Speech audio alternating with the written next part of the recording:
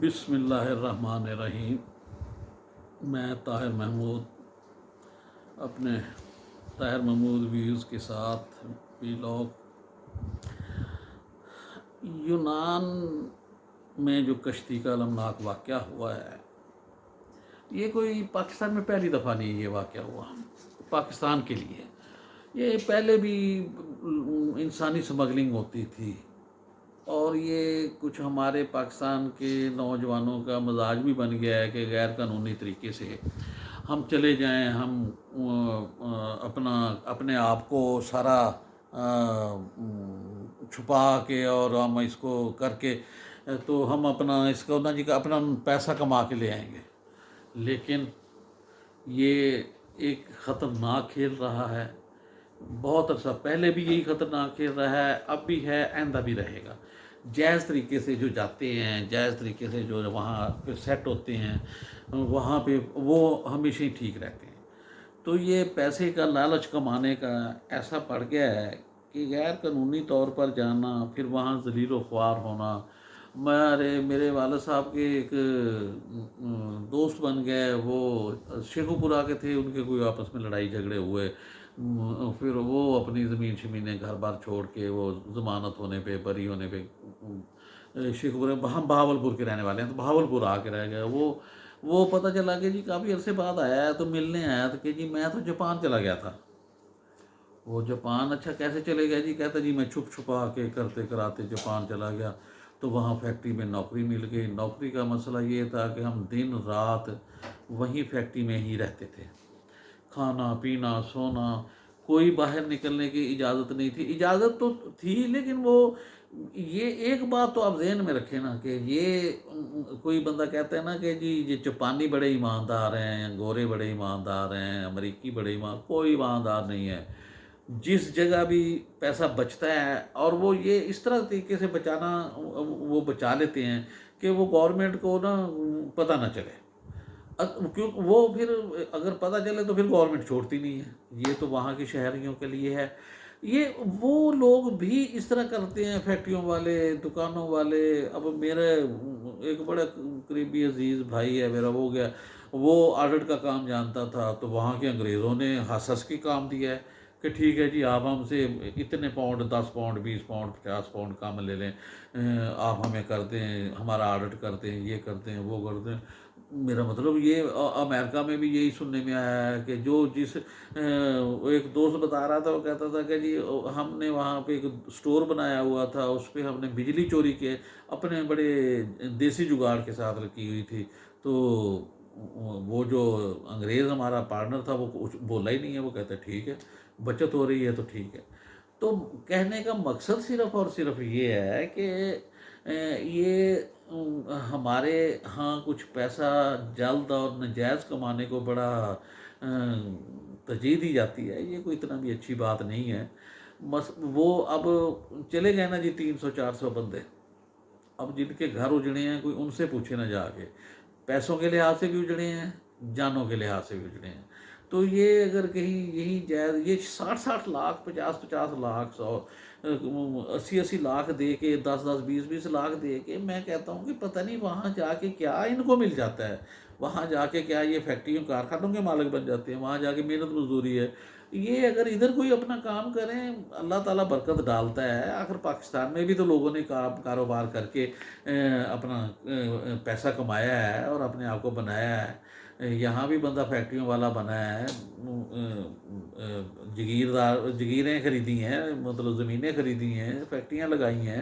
یہ ایسے کرنے کو تو اب اور بھی بہت ہیں۔ اب چلو ملک ریاض اور چودھری منیر رضایت اللہ، یہ وہ ان کی سب کی وہ مثالیں دینے کے لیے 2-4 کی نہیں، اور بہت سارے ہیں جو کچھ بھی نہیں تھے، جنہوں نے کوئی 500-1000 روپے، آج سے کوئی 25-30 سال پہلے 1000-2000 روپے، 4000، 1000-2-4000 کچھ ان دنوں کچھ تھوڑا بہت سودا سلف آ جاتا تھا، دکان بن جاتی تھی تھوڑی بہت چھوٹی سی، وہ ٹافیاں رکھ کے بیچ کے، یہ وہ کر کے۔ ہمارا ایک جاننے والے ہیں، فوت ہو گئے ہیں، اللہ جنت نصیب کرے، وہ اپنے گھر سے نکلے تھے، ہے بہت پرانی بات، کہ 150 روپیہ لے کے گھر سے نکلے تھے، تو انہوں نے کام کیا، اللہ تعالیٰ نے برکت ڈالی، وہ انہوں نے کوئی زمینیں بھی مربوں کے حساب سے خرید لیں، کاروبار بھی اپنا سیٹ کر لیا، بچے سیٹ کر کے، اور بڑا مطلب اب بھی بچے بڑے ماشاءاللہ خوشحال ہیں، ہمارے جانے والے ہیں۔ تو وہ مقصد بات کرنے کا یہ ہے کہ یہ کوئی وہاں جا کے کوئی ایسی چیز نہیں سمجھ آتی کہ کس طرح وہ جانے کے لیے تیار ہو جاتے ہیں، اور وہاں جا کے پھر کیا سوچ کے جاتے ہیں۔ بھائی ہم سارے والدین کو چاہیے، سارے بڑے بزرگوں کو چاہیے، بڑے بھائیوں کو چاہیے چھوٹوں کو سمجھائے کہ نہیں بھائی جائز طریقے سے، ہاں جائز طریقے سے جائیں آپ، جائز طریقے سے۔ اب دبئی لے جاتے ہیں نا، وہ جب چولستان میں گرمیوں میں اونٹ چراتے ہیں نا، اونٹوں کو وہ چارہ ڈلواتے ہیں، اونٹوں کے لیے کام کرواتے ہیں، تو روتے ہیں لوگ پھر وہاں۔ تو یہ بات نہیں ہے، بات یہ ہے کہ جو جا کے چھپنا کرنا، وہ تو پھر سمجھ لیں کہ آپ غیر قانونی ہیں، تو پھر وہ آپ کے ساتھ ایسا ہی ہوگا۔ تو ہمارے پاکستان کا کچھ یہ رواج سا بن گیا ہے کہ جی جب کوئی واقعہ ہو جاتا ہے، پھر اس کی بات اپنی وہ دوڑ بھاگ دوڑ، اور پھر ہماری بیوروکریسی تو ماشاءاللہ بڑے، پھر وہ اس کے تو دیکھنے والے ہوتے ہیں نا۔ مثلا میں آپ کو بتاؤں، یہ کوئی 99 کی بات ہے، 1999 کی بات ہے۔ میں ایکسین ہائی وے اور ڈپٹی کمشنر تینوں ایک ہی گاڑی میں ہم جب گزر رہے تھے، تو وہاں وہ نہر کنارے ایک سڑک تھی، وہ بڑی رش رہتا تھا، سڑک پہ بڑا ٹریفک ہوتی تھی۔ تو وہ ایکسین ہائی وے نے کہا، اس نے کہا کہ سر کوئی آپ کریں اس کا، کوئی اس کے ساتھ دیوار بن جائے، کوئی سیفٹی ہو جائے، کیونکہ اگر کوئی واقعہ جب ہو گیا تو پھر بھی دوڑیں لگنی ہے، پھر بھی کرنا ہے۔ بس وہ بھی سنی انسنی کر کے چل دیے کر دیے۔ پھر وہ ایک دور آیا ان کا، میری دوبارہ پھر پوسٹنگ ادھر ریم یار نہیں تھی، وہ پھر دور آیا ان کا جو ناظموں کا۔ اس وقت بھی آج بنتی ہے جی کل بنتی ہے۔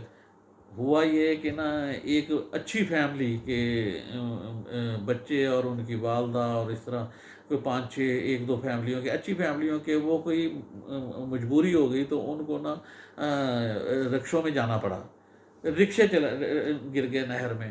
آپ یقین کریں 1-1.5 مہینے میں وہی دیوار جو کوئی 7-8 سال پہلے بات ہوئی تھی، وہ 7-8 سال بعد پھر وہ دیوار بن گئی، سڑک چوڑی ہو گئی، دوسری طرف بھی سڑک بن گئی بہترین، مطلب پھر پھرتیاں یہ ہمارے جو واقعہ ہو جاتا ہے نا، جب نقصان ہو جاتا ہے تو پھر ہماری تو بیوروکریسی کی موجیں ہو جاتی ہیں نا کہ پھرتیاں دکھانے کی۔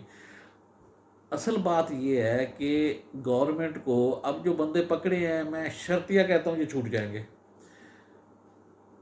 اب دیکھ لیں یاسمین راشد کے لیے اس نے نام ہی نہیں لکھا، اب ضمنیوں میں لکھا ہے۔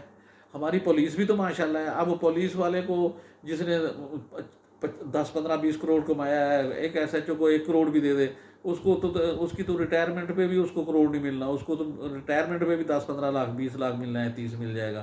لیکن وہ کروڑ 2 کروڑ لے کے ایسا وہ لکھے گا، ضمنیاں لکھے گا، دوسری تیسری باتیں ایسی کرے گا کہ نا وہ کوئی پتہ ہی نہیں چلے گا کہ جی کیا ہو گیا ہے۔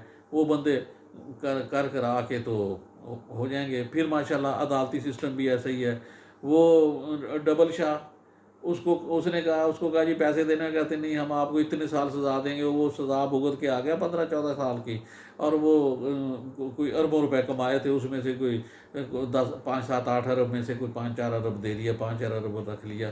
مطلب یہ ہے کہ ہمارے ہاں نہ عدالتی سسٹم صحیح ہے، نہ ہمارے ہاں انتظامیہ کا کام صحیح ہے، نہ پولیس کا ہے۔ ہم تو اللہ کے سہارے چل رہے ہیں، اور یہاں اگر سخت سزائیں ملیں۔ اب یہ جو بندے پکڑے گئے ہیں ایجنٹ جو بھیجتے تھے بندوں کو، اور یہ کمال کی بات نہیں ہے کہ 5-7 ضلعوں کے 300-400 نوجوان لڑکے، کوئی بوڑھا تو نہیں ہوگا، نوجوان لڑکے، سن کے حیرانی ہو جاتی ہے کہ جی وہ جو ٹرک جاتے ہیں ان میں گھس کے چلے جاتے ہیں جی، پھر اس طرح کیا ضرورت ہے بھائی؟ اپنے بچوں کو سمجھائیں، ادھر کام کریں، ادھر بھی کام کرنے والے کی بڑی قدر ہے، پاکستان میں بھی ہے، جو مرضی آپ کہیں۔ بس ظاہر ہے اتنے اب ڈالر کے برابر تو پیسے نہیں ملتے، پاؤنڈ کے برابر نہیں ملتے، تو یہ اپنا طریقہ کار کے تحت جائیں تو پھر ڈالر پاؤنڈ کمانے میں بھی حرج نہیں ہے، یورو کمائیں، آپ جو دل کرتا ہے کمائیں۔ باہر جانا کوئی اتنی بری چیز نہیں ہے، لیکن وہاں ناجائز جانا، اور پھر سب سے بڑی بات یہ ہے کہ حکومتی اقدامات یہ ہیں کہ ہمارے جو الیکٹڈ بندے بھی، سیدھی سی بات ہے، ہمارے پڑھے لکھے جو سی ایس ایس کلاس کے لوگ ہیں، جو جوڈیشری میں بڑے ہائر اتھارٹی پہ بیٹھے ہوئے ہیں، وہ سفارشی بن کے آ جاتے ہیں. وہ پھر کہتے ہیں کہ جی ٹھیک ہے جی، آپ ان کو چھوڑ دیں جی، بس ہو گیا، جو چلے گئے. ہمارے یہاں ایک بڑا عجیب سی بات ہے کہ جی جو چلے گئے ہیں انہوں نے کون سا واپس آنا ہے، تو وہ اب بس اللہ کا مال تھا، اللہ کے پاس چلا گیا. وہ بھائی چلا گیا، وہ واپس نہیں آئے گا. لیکن یہ جو جرائم کی دنیا والے، تو ان کو تو سزا ملنی چاہیے جرم کرنے والے کو. تو ہم تو یہی کہتے ہیں کہ حکومت سے کہ یہ جو پکڑے گئے ہیں نا، اور جو باقی بھی ہیں شامل ہیں نا، ان کو پکڑ کے نا ایسی سزا دی جائے کہ آئندہ کوئی بندہ نام بھی لینا کہ جی میں غیر قانونی جانا چاہتا ہوں، تو اس کے نزدیک کوئی نہ لگے. السلام علیکم.